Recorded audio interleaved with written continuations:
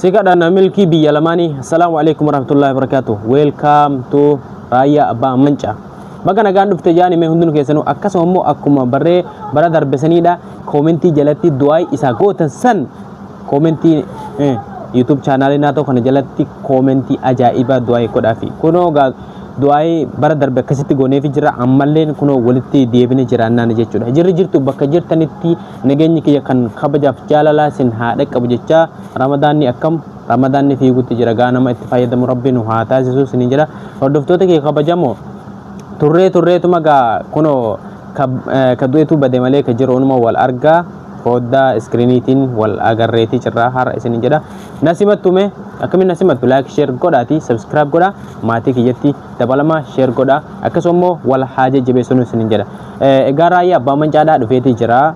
Viidiyoo isaadhaa ani akkuma caraa seeneetiin har'a argee akkasuma jechuudha 39ffaan dhufeeti jira. Akkasummoo namoonni hedduun Raayyaa Abbaa Mancaa jedhaniiti post godhanii upload godhan jechuudha. Viidiyoo isaadhaa jedhaniiti kanuma duraadhaa editii godhanii babbareechaniituma akkasii gallakkisaatti jiran jechuudha. Namoota burjaajjessuutti jiran namoota akkasiisaniif immoo akka galuufillee viidiyoo kana kan waraabuu dirqame isiniin jedha hordoftoota kabajamoo. Mee Raayyaa 39ffaa kana haadha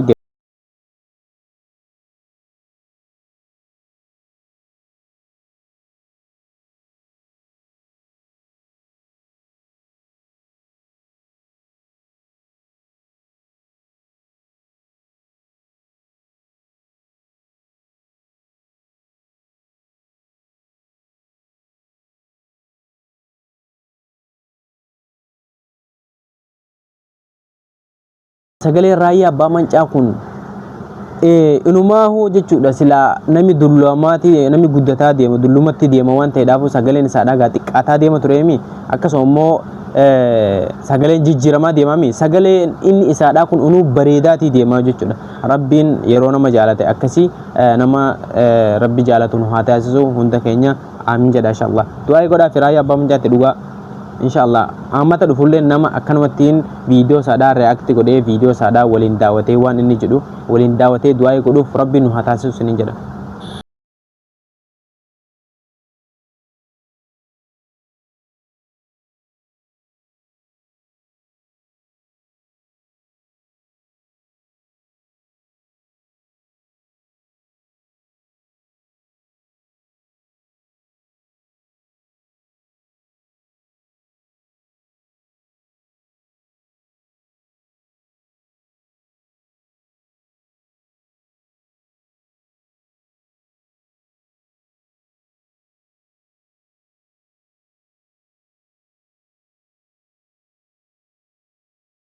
Abbaa Mancaadhaa akkuma beekamu namoota hedduutu isa eega Ramadaana kana jechuudha. Yeroo Ramadaana kana warruma kanumaaf maallaqa itti naqatee daataa itti naqateetuma isa eegutu jira jechuudha. Manzuuma Raayyaa Abbaa Mancaadhaa kana jechuudha. Egaa dhugaadhaa namiin jechuudha Rabbiin dhugaa akkatti jaalala namaa kennee kun carraa guddaadha jechuudha. Saniifuu inshallah Rabbiin umrii isaadhaa haa dheeressu jaati. Du'aa godha hundinuu keessanuu jechuudha. Mee commentii bara darbeedhaa san waliin laalla reactii bara darbeedhaa san jechuudha. Har'a gaa jiraannaan immoo kunoo Raayyaa Abbaa Mancaa 39ffaa reactii waliin godhu jirraami. Mee isa bara darbee san irra deebinee jechuudha viidiyoo isaa sanii fi akkasuma immoo commentii achi jalatti barreeffamee jechuudha bara darbee hamileedhaan eegameetii jira jechuudha. Hamileedhaan eegamee jira.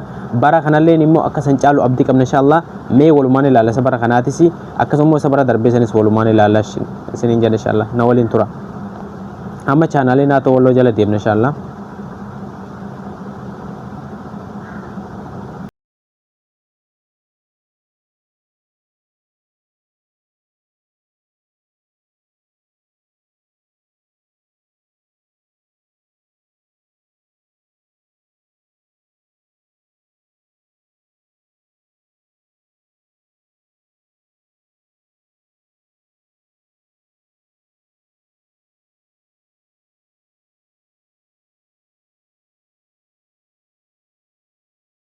ani raayyaa abbaa mancaa 39ffaa gadi lakkifamee jira jedheeta mallattoo gaafiidhaa bira kaa'ee jechuudha. Raayyaa abbaa mancaadhaa gadi lakkifamuu moo hin lakkifamne kan jedhu san jechuudha. Akkasuma immoo taambilanii kana jechuudha kan namni hojjeteen fuudheetirree irratti maxxanse jechuudha taambilanii kana. Akkasuma immoo raayyaa abbaa mancaadhaa 39ffaan kuni kan ammaa osoo hin taane ka duraadhaa san nami ilaalee jechuudha. Ani maalifini yoo gadi lakkifamellee jechuudha yeroo hin argadhu akkasuma immoo yeroo takka biizii waan taaneef jechuudha. Viidiyoo duraa sanirraa baratanii warri jechuudha viidiyoo saadhaa san akkuma muraniin daayirektii gadi lakkisan san warra akkas godhan sun jechuudha akka irraa baratan jedheetan ani raayyaa 39ffaa jedheetii isa akkasanitti maxxanse isiniin jedha. Mee raayyaa 39ffaa akkasuma immoo isa 38ffaa bara darbee san waliin haa ilaaluuti. Kanaatoo walloodha san. Kuno bara darbee kun 37ffaadha. 38ffaa sin agarsiisa. Biyyi dimokiraasii bakkatti hafaan rabbuma ka jedhu sun raayyaa 37ffaan sun jechuudha. Akka ajaa'ibaatti viidiyoo kiyyalleen daawwatamee akkasuma immoo akka ajaa'ibaa kanatti viidiyoon raayyaa abbaa mancaadhaa daawwatamee jechuudha gaafsan. Mee isa kee kanas koomentii halaaluuti. Isa raayyaa abbaa mancaatis koomentii jala seenneetuma nami akka bara darbee sanitti hamlee qabaatuu fi qabaatuu dhabuu laalla jechuudha. Nafaana tura.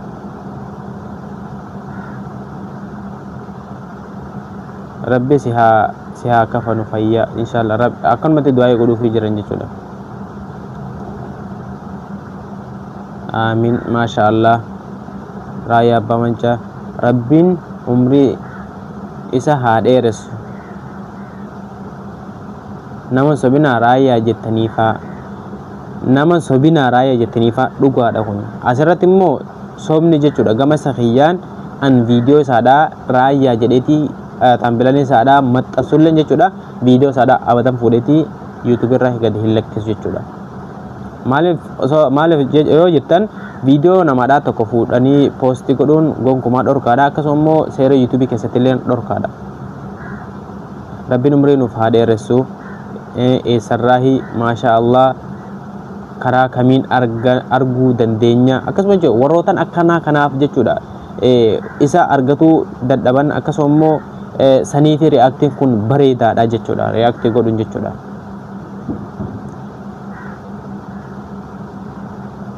Maasha Allah tabaarakallah rabbiin umrii isaanii dachaa nuuf haa dheeressu. Maasha Allah rabbiin umrii nuuf haa dheeressu. Hayyuu keenya qaalii rabbiin umrii nuuf haa dheeressu. Namoonni hedduun gaa kun akkasitti du'aa bara darbee akkasuma bara baraan akkasitti du'aa godhuufii turan jechuudha. Mee isa baranaa kana waliin haa ilaaluuti. Kuni reaaktii isa kiyya kanaa ta'u wallooti. Baga jiraannee baga walumaa geenye siin jaa asumaani ka jiru waluma arga. Mee isa baranaadhaa kana waliin ilaalame. Ka barana raayyaa abbaa mancaadhaa kana. Komentii.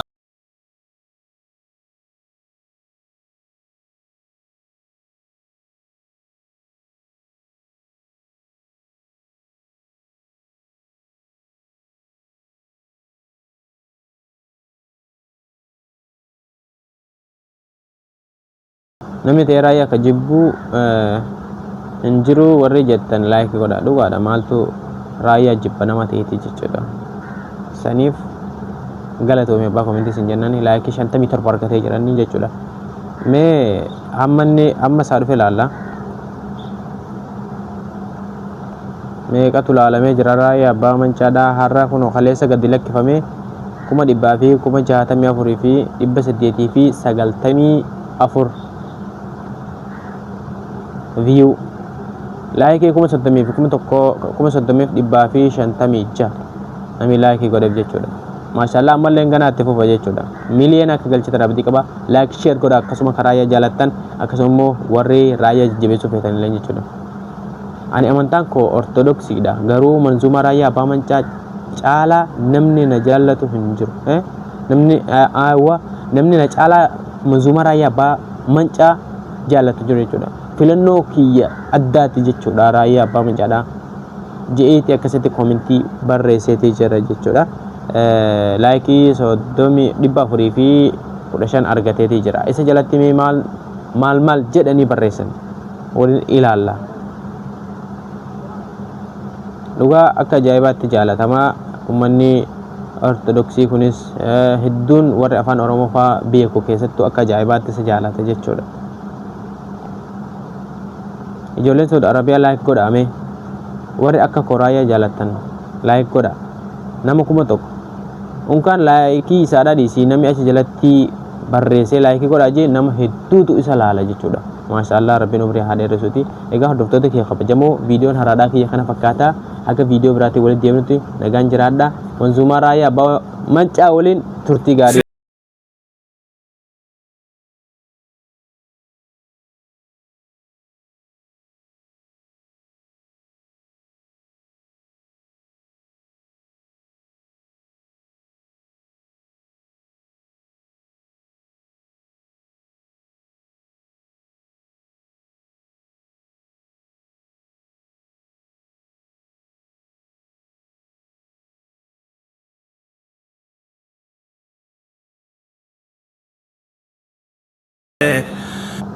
Nagaan jiraadha turtii gaarii.